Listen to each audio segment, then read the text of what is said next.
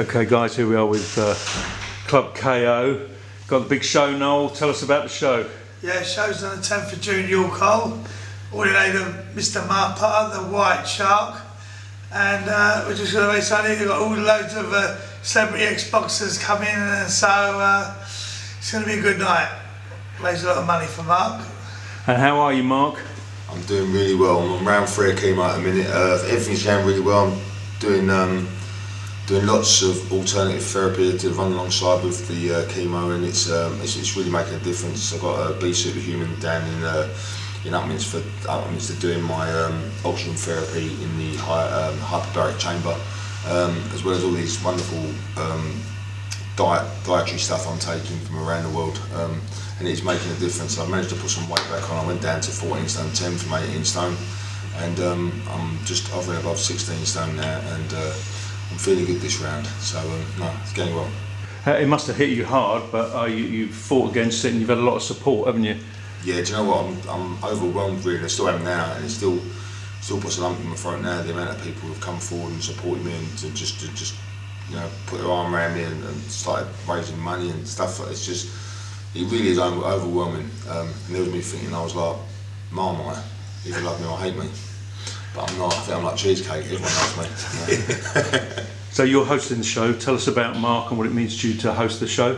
Listen, Mark's very well known in the industry. He's fought at the top, and Mark's got a number of attributes that we were just talking about to beat this that a lot of other people won't have, who haven't fought at that level, who haven't had the life Mark's had, you know. So Mark has a big number of attributes where he knows that if he's going to have a fight, he's going to fight properly. He knows about the preparation before you fight. You know, you've got to put the work in. He was just talking about, before we come, about the diet. You've stopped eating the meats, you're eating the right foods, yeah. And you don't like vegetables, do you, mate? I really don't, but I look at it as literally as my road work, as my sparring, as my bag work.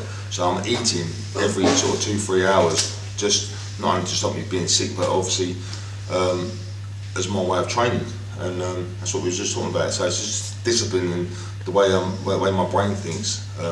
So yeah, this really is a fight for my life. Obviously, biggest fight of my life, and I'm treating it as a fight. So yeah. What I'm saying is, he's got those attributes though. Like a lot of other people out there will go, I can't do this. I can't eat this food. I can't. You know, I'm not.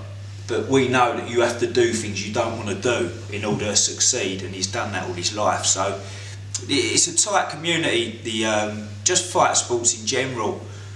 Everyone bitches at each other, doesn't they? Everyone hates each other. And then when someone's in trouble, everyone bands together, doesn't yeah, everyone comes at you. Think this geezer, I'm not sure if he like me or not. And all of a sudden he's right next to you. He's going, listen, I'll do whatever it takes to help you out. And I'm sure everyone's going to do that for Mark, definitely. So will it be an emotional night? Do you think the crowd are going to be really behind Mark and everything? Yeah, of course it is. And I'm obviously, as a presenter of fight sports for a long time, I'll bring that crowd in, and I like a bit of emotion, don't you? No way. We get a nice bit of emotion going there, but at the end of the day, we'll fight the battle with him, especially on the night, and then see what he's worth, mate. And how much support, Mark, have you had from your family and the people around you? Oh, everyone's behind me. Everyone, family, friends, they know, obviously know what type of person I am, the discipline that I've got, and they all just said the same thing. When I've turned around and said this is non-negotiable, I'm going to do what I've got to do to stay alive. You know, I've got, you know, my first port of call is to get myself strong, and then and just battle as I can. But my whole family's all behind me. My friends, they all believe in me, which is great because I need positive people around me. Because the way my thinking is, like I said earlier, this is non-negotiable. In my head, I've put this out as I've beaten this. They told me 3 months to live. Well, it's 3 months now, and I feel stronger and better than I've ever felt in my life. I'm just going to beat this. I've said I've beaten cancer. I'm going to prove all the medics wrong. NHS, all going to be wrong.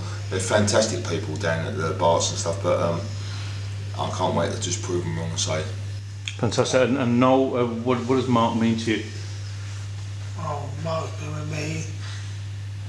We've been around each other for about 25 years. He was 22, I was 27 when I come home from South London, and he was one of the first people I sort of met. So yeah, you know, Is We've he? got a long time, a lot of history together. What's his best characteristics?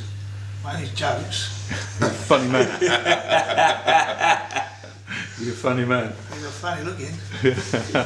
The thing is, Mark, what's amazing about you is you've been able to understand Noel over these years, the way he speaks and everything.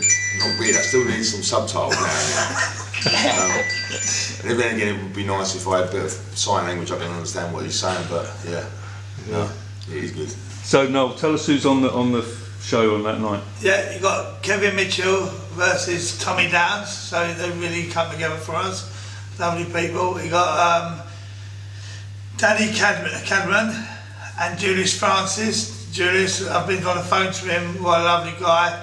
He wants to help out, it's amazing. And you got Michael Lomax, ex-prize fight champion, and Jimmy McLean, he was going to be from the age of 12, Jimmy, and he turned pro in a few pro fights, and they're going to get in. And then all the fighters from the gym, you know, as usual, all the guys from the gym getting together, and everyone's going to jump in. And you'll have a few other night. celebrity boxers, I think, are going to come down as well. Yeah, I've got Michael Watson's coming down, John McDermott told me he's going to come down,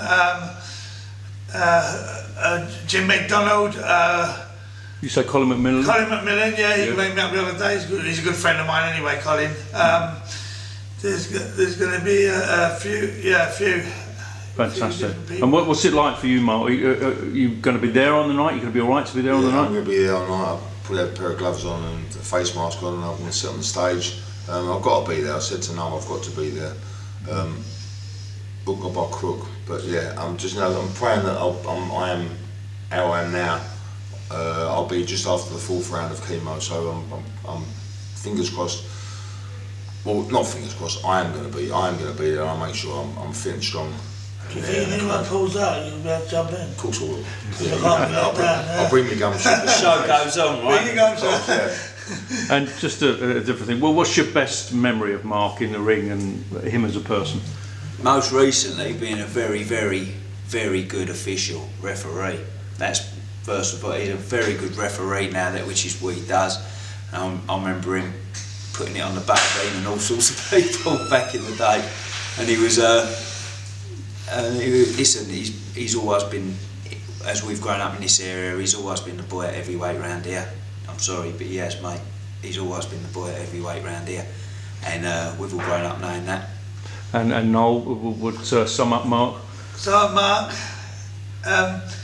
the Butterbean fight, we done a lot of training for that, and he was the underdog. I'm going to tell you the truth, we was underdog. Everybody, there was a big party when we got there, like a big dinner thing.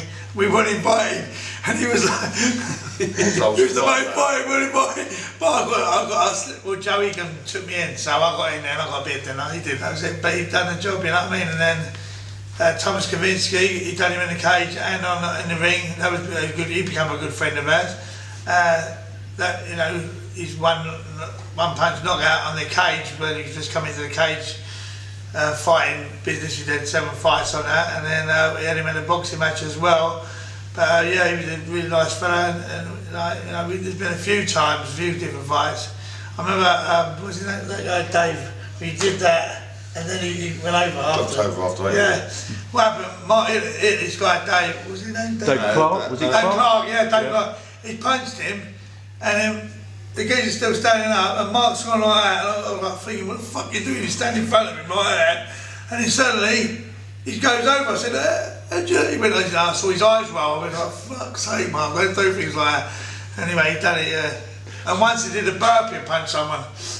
What was your best memory in the ring, Mark?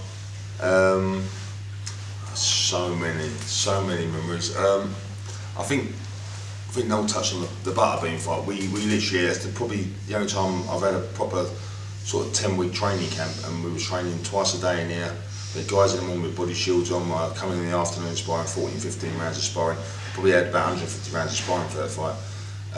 And I was super fit, and we just trained. We literally had a game plan where we'd throw the shots. The minute he loaded up with a shot, we'd step back and move. So that was probably the one. And the other one, we done 2 fights in 2 days as well. Marcus. Yeah, we done 2 fights in 2 days. I remember Noel got through the first round. I walked back in the corner, and Noel slapped me around the face and went, "You know you're fighting tomorrow, didn't you?"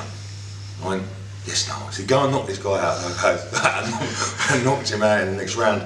And then the following day we had to do the same thing again. Yeah. And I think he slapped me that night as well. So got away with it. So Noel, can people still get tickets for this show? Yeah, we do have some 40s left. That's only what's left, some 40s, but they're far and few between. But yeah, there is a few knocking about, yeah. Fantastic. So, and a word to you, your wife, Mark. Yes.